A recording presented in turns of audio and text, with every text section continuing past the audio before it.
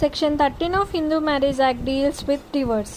డివర్స్లో మనకి కొన్ని క్లాజెస్ ఉన్నాయి. ఫస్ట్ డివర్స్ సెక్షన్ వచ్చేసరికి 13 క్లాజ్ 1లో మనకి కొన్ని గ్రౌండ్స్ ఉంటాయి. లైక్ ఏంది, bigamy or cruelty, conversion, etcetera etcetera. ఈ గ్రౌండ్స్ అన్నీ కూడా బోత్ స్పౌసెస్కి అప్లికేబుల్ అవుతాయి.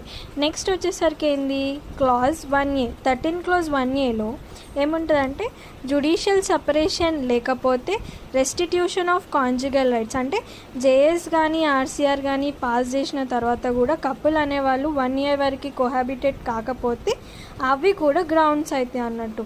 అలాంగ్ విత్ క్లాజ్ 1లో ఉన్న గ్రౌండ్స్తో పాటు 1Aలో ఉన్న ఈ 2 గ్రౌండ్స్ కూడా బోత్ ద పార్టీస్కి అప్లికేబుల్ అవుతాయి. అంటే they will be the grounds for the divorce అన్నట్టు.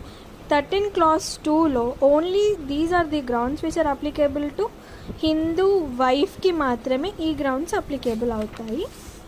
అండ్ నెక్స్ట్ థింగ్ ఏంటి, 13A. 13A అంటే alternative relief in divorce proceedings. అంటే డివర్స్ కోసం వెళ్తే ఇంకొక రిలీఫ్ కోర్ట్ అనేది ఆర్డర్ చేసేయచ్చు. ఏంటి అంటే లైక్ జ్యుడిషియల్ సపరేషన్ కానీ ఆర్సీఆర్ కానీ ఇవ్వచ్చు డివర్స్ కోసం వెళ్ళినప్పుడు.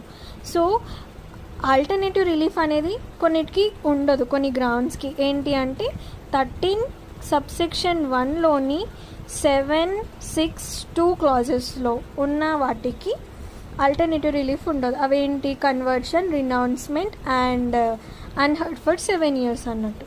తర్వాత 13B ఏంది, divorce by the mutual consent, ఇద్దరు యాక్సెప్ట్ చేసి డివర్స్ తీసుకోవడం. సో 13లో క్లాజ్ 1లో కొన్ని గ్రౌండ్స్ ఉంటాయి, క్లాజ్ 1Aలో కూడా 2 గ్రౌండ్స్ ఉంటాయి. ఇవన్నీ కూడా బోత్ స్పౌసెస్కి అప్లికేబుల్ అవుతాయి. 2లో ఉన్న grounds only for wife. 1A వచ్చేసరికి ఆల్టర్నేటివ్ రిలీఫ్, 13A వచ్చేసరికి ఆల్టర్నేటివ్ రిలీఫ్, 13B వచ్చేసరికి మ్యూచువల్ కన్సెంట్.